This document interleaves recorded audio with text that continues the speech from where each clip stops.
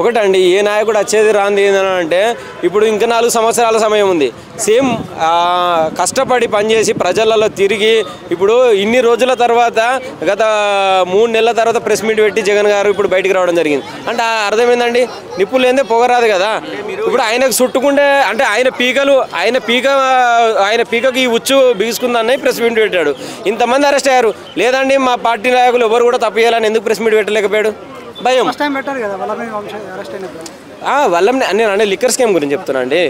ఇప్పుడు అంటే ఇన్ని రోజులు అంటే ఇప్పుడు ఈయనకు రేపో మాపో ఇప్పుడు ఈ నెలాఖరు లోపు ఆయనకు వచ్చి బిగుసుకోబోతుంది. సో ఆయనకు భయం చుట్టుకుంది. సో మరి జగన్మోహన్ రెడ్డి గారు ఇంకో విషయం అంటారంటే పార్టీ నడపడానికి కూడా మా దగ్గర డబ్బులు లేవు అని అంటున్నారు. అది ఎంతవరకు నిజం? ఆయన దగ్గర డబ్బులు లేదంటే రాష్ట్ర ప్రజలు కాదు దేశ ప్రజలు నవ్వుతారు. అత్యంత ధనవంతులలో ఉన్న సీఎంలలో 7-8 సీఎంలో మన జగన్ గారు ఉన్నారు. ఇప్పుడు బిడ్డను చూడడానికి లండన్కు ప్రత్యేక విమానం వేసుకొని పోయాడు.